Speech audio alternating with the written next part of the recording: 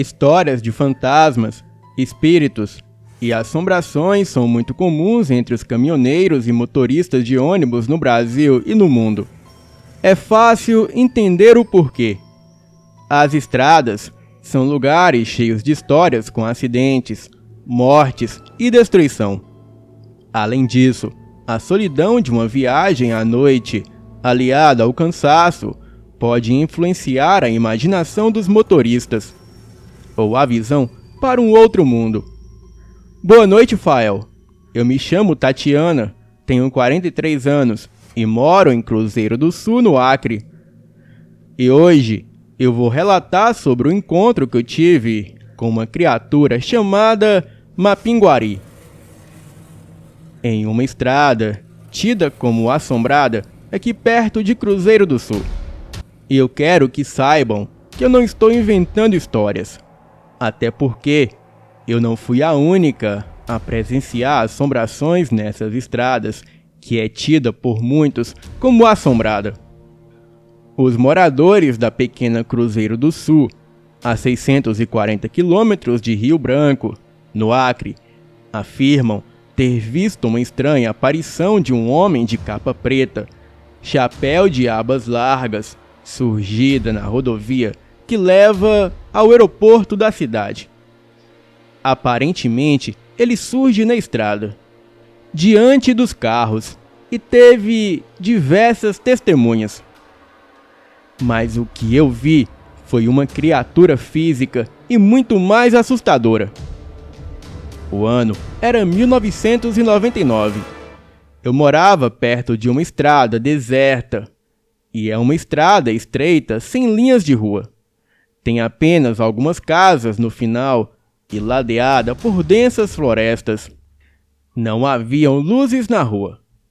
Então, ouvimos histórias como espíritos das matas sendo avistados na floresta, feras estranhas, vibrações assustadoras e até mesmo uma pinguari. O meu namorado e eu decidimos descer até a beira da estrada em seu carro para contemplar a lua cheia e o som noturno da natureza. Afinal, nós, como éramos daquela área, não acreditávamos em fantasmas. Ele tinha um pequeno carro da Fiat de câmbio manual. A estrada tinha vários desvios onde você podia estacionar e sentar, e também era floresta por ambos os lados. Nós paramos no acostamento e ficamos ali dentro do carro, observando a floresta. E diferente do que eu pensava, a floresta estava um silêncio mortal, mas nada aconteceu. Então, decidimos dirigir até uma descida de terra que saía da estrada e ia direto para a floresta, pois ali era a nossa próxima parada. Estacionamos e desligamos o carro. Logo, ouvimos um barulho vindo da mata, mas ambos presumimos que fosse algum cão saindo da mata. Ficamos sentados por alguns segundos no escuro da floresta, mas estávamos dentro do carro. Então, ouvimos algo bater no carro como uma pedra ou algo assim. Nos assustamos, mas o pior logo aconteceu. Ouvimos algo muito pesado cair sobre o teto do carro. Nesse ponto, o teto do carro afundou e eu fiquei paralisada de medo. O meu namorado decidiu partir imediatamente, sem ao menos saber o que era aquilo. Ele tentou várias vezes, antes da coisa que estava lá fora começar a urrar. O meu namorado então engrenou e pisou no acelerador. O carro parou. Eu estava branca de medo e gritava para ele acelerar. Ele disse que tinha algo puxando o carro. E enquanto o carro estava em primeira marcha e o acelerador baixado, logo o carro começou a ser puxado para trás, contra o sentido de partida do motor. O carro lutava para avançar contra algo que o puxava para trás. As lanternas traseiras iluminaram a floresta atrás de nós e dava para ver a silhueta daquela coisa horrenda que puxava o carro. Era um ser de quase 3 metros de altura. Ele era grande, forte, tinha uma pelagem cor de ferrugem e os seus braços eram grandes, a sua cabeça pequena. Porém, o mais assustador era a sua barriga, pois ali, no meio da sua barriga, havia uma enorme boca com uma enorme língua para fora.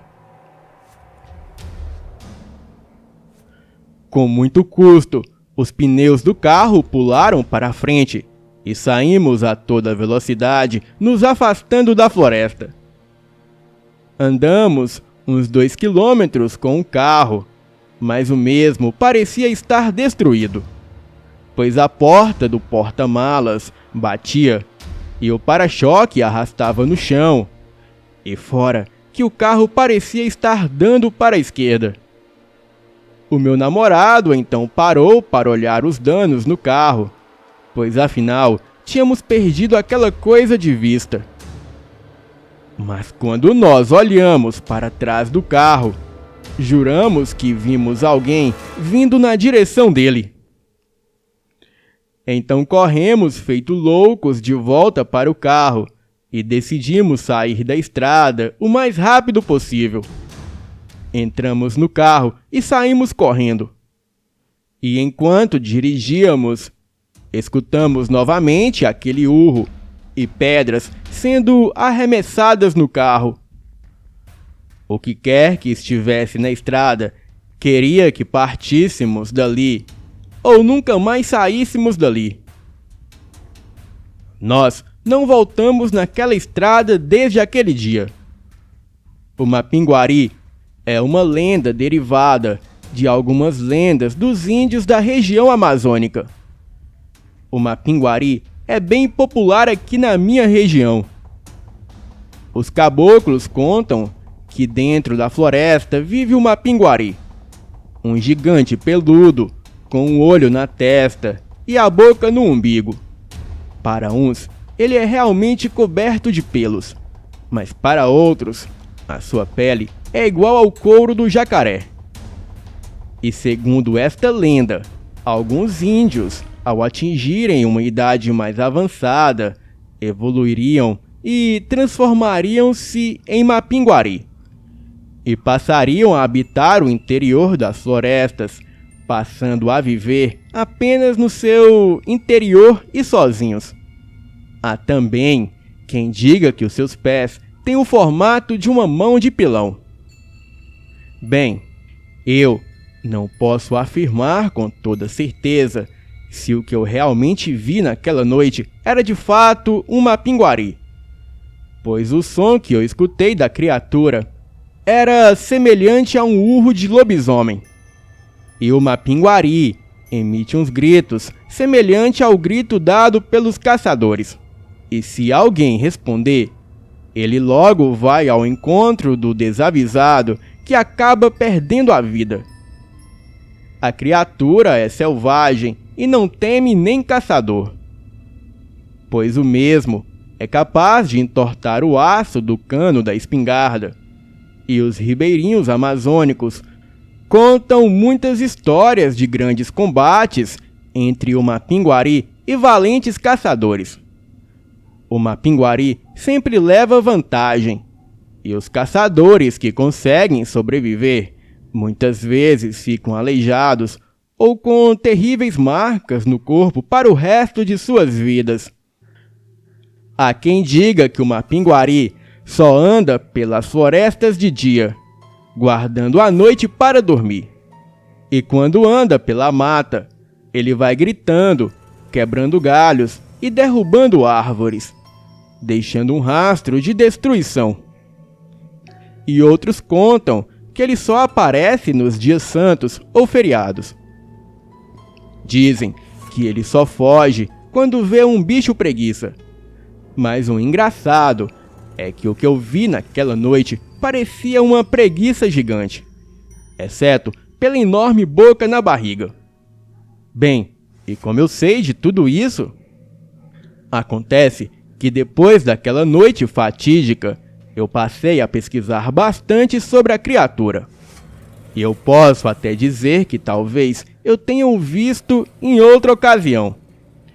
Mas desta vez foi de dia, me observando tomar banho na cachoeira dentro da mata. A princípio, eu achei que era algum tarado, mas para o meu espanto, era a mesma criatura daquela noite em que eu estava no carro com o meu ex-namorado.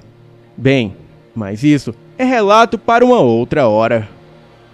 Boa noite.